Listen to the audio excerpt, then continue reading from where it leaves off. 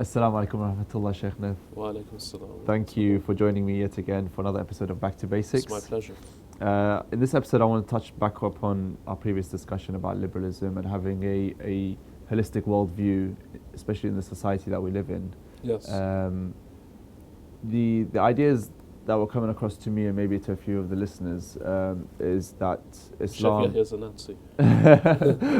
I wouldn't go that far, but it comes across as if our religion is quite an extreme religion where you either follow it to the T, or you're doomed to hellfire because you're following the liberal society. I never once invoked hell. No, of course. I never once said that those individuals who go against the worldview aspect of things are doomed for hell. No. And indeed, that wasn't what I intended to say. Sure. If anyone has misunderstood that, then please forgive me. That was not my intention. And what I say is that, with the exception of the 14 Masumeen, we're all wretched sinners. And were it not for the mercy of Allah Azza wa Jal, then we're all doomed. And of course, I hope that nobody takes that to be a scary statement either. What I'm trying to say is that all of us have an obligation to try our best to implement Islam as has been taught by Ali Muhammad in every aspect of our daily lives. And so the example I gave of those individuals who choose to go against that, it's just a dominant example of where someone who's known to be quite religious can still bend the rules because he thinks that society is forcing him to. Now, of course, there is this classical dilemma of whether or not the laws are made to serve us or we are made to serve the laws. I'm not advocating that we are created to serve the laws. And of course, there has been made exceptions to the rule for pretty much every situation in which human life is endangered. But one thing we do want to point out is that Islam does recognize this concept of ubudiyyah, that the highest authority in our lives is Allah Azza wa Jal. And what Allah Azza wa Jal has commanded through His Prophet sallallahu alaihi wa is not something that we can just dismiss so casually. I had merely highlighted these issues in the previous episodes to highlight two aspects. Number one, the question is not whether or not Islam can tolerate liberalism. The question is, can liberalism tolerate the Islamic Aqidah? And I don't believe it can. Number two, the second dilemma is why the way that we have been taught Aqidah thus far is not working. And we don't want to use the extreme example of someone who chooses to go to a restaurant where alcohol is being served on the same table, because that's more of a problematic one. But let's take the basic example that I gave previously of the man who hears regularly that charity is an amazing thing and that charity is something that removes distress and bala from someone's life. And yet, as soon as he gets out of a majlis, he sees a homeless person, he thinks to himself, these wastes of space, like, no one should give him any money because they're just disgusting leeches. And so he holds this cognitive dissonance of where he hears one thing, and yet he acts in a different way. Or the person that knows that Amir al-Mu'mineen alayhi salatu wasalam used to be a generous person, and yet is the most stingy individual, and claims to be a lover of Amir al-Mu'mineen. I was rattling against this form of Aqidah being taught, where you hold a set of creedal beliefs, but it leads to zero action being done, if it makes any sense. No, absolutely, it does. So how do we propagate this moderate Islam that our true Aqidah actually teaches, rather than how people imagine it to be as a very extreme and... Well, one thing we want to do is we want to make clear that I dislike this prefix of the word moderate. Because moderate means that I am to be juxtaposed against the position of the liberal and the conservative. Islam is not defined either by the liberal or the conservative. But what we say is that Islam is the path which is straight, and Islam is the path which is adl. And adl implies that there's a perfect balance and equilibrium. Now, one of the ways that we can ensure that we have a moderate Islam between the spirit and the letter is to look at some of the previous Abrahamic faiths and where they might have gone wrong. Now, I don't want to highlight specific examples, but we can certainly see that some of the previous religions might show a staunchness when it comes to legal aspects, where they might be very, very staunch on these things. But then we would see that the other religion, Christianity, comes out and it's not got a law anymore. They talk about the spirit, but actually what they've done is they've completely abandoned any concept of law. What we're advocating is a path that's in between. Yes, there's a law, but there's also a spirit to that law.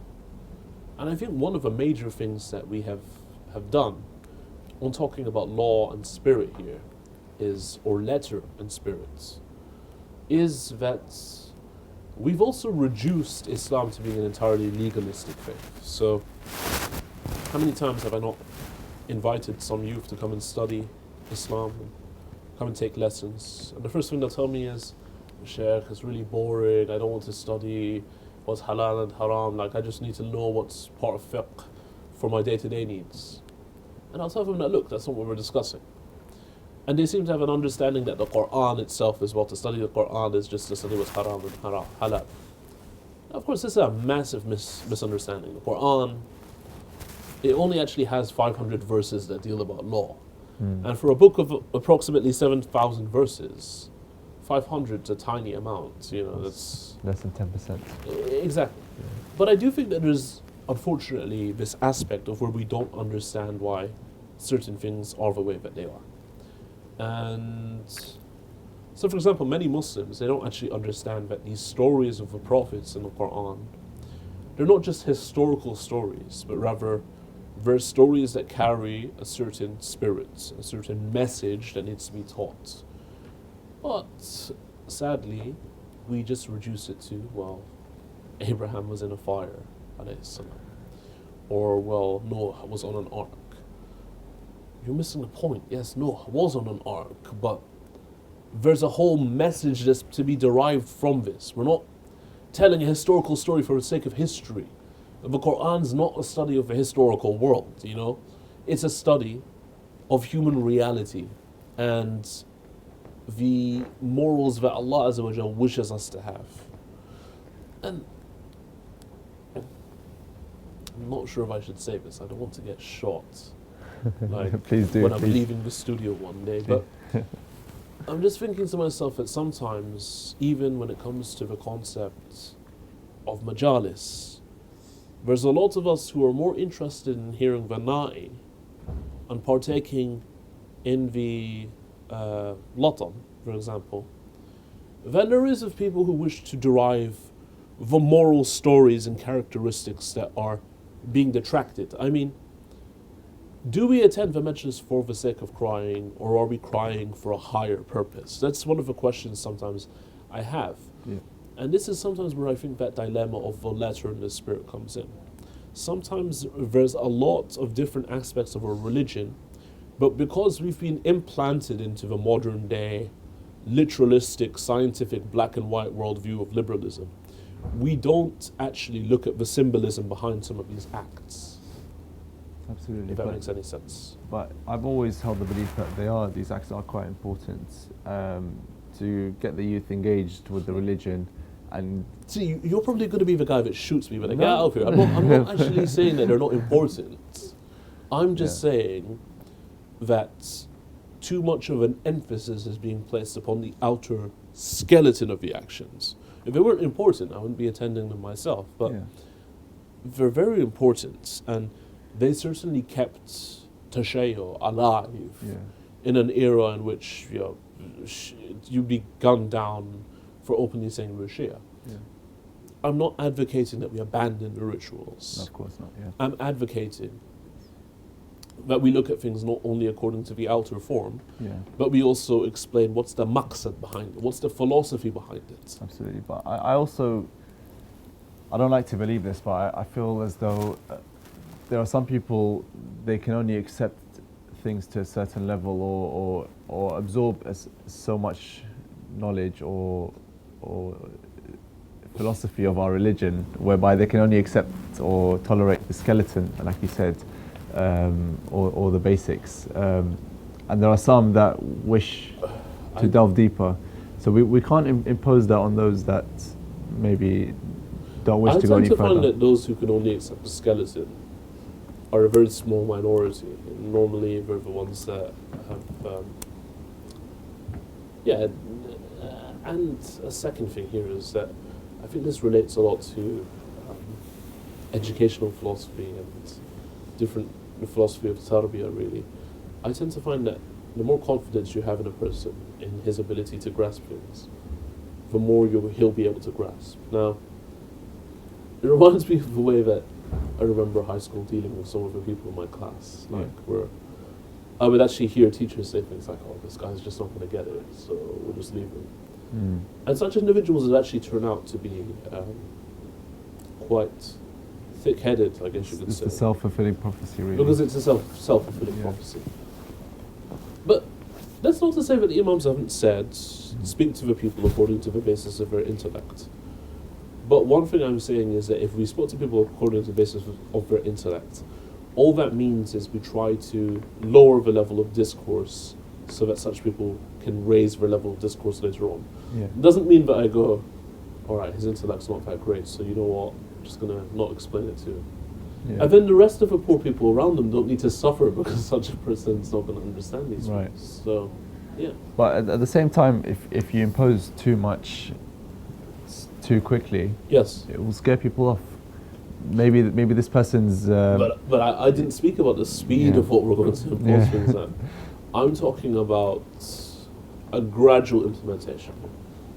How would you like to see the evolution of our majalis, for example, taking place in the coming years? What would you like to implement, or what would you like to see happening?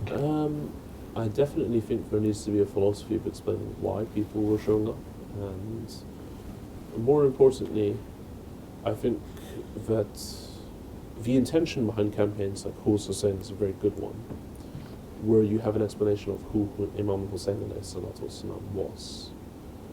But I do think that Imam Hussein can never be disembodied from who his grandfather was, and that can never be disembodied with the message of the revelation itself.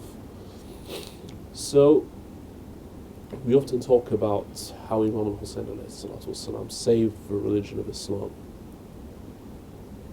If that's the case, let's place a lot more emphasis on what the religion of Islam is in these majalis. So one of the speakers, I forget who he was, but he had a very nice lecture called The Lord of Hussein, reminding people that Imam Hussein, when he sacrificed himself, he was sacrificing himself to his Lord. And that there is a being higher than Al-Hussein that we are commemorating. Because we find a lot of people mourning and being moved by the majalis and the Naib, for example, simply based on the horrific tragedy that occurred, and trying to be empathetic towards Imam Hussein and his family. But in reality, I guess they're not really explaining. I've seen some circles where it's almost become a degree of ancestral worship, to be honest with you, that because Hussein's one of our grandfathers, we're going to mourn that. But there's actually really a lack of understanding as to what makes Hussein unique and why this was such a big tragedy for the Muslims. Yeah, absolutely. I think there needs to be a lot more studied upon the spiritual status of Imam Hussein, the Hussein's status in the eyes of Allah, rather than just a mere mortal or a human being on this earth. Absolutely. I think time is not on our side today, but inshallah we'll carry on these discussions in the future. And but it shows that we are inshallah moving in the right direction in terms of applying our aqidah in a more holistic way. Thank you so much, Sheikhna. No problem at all.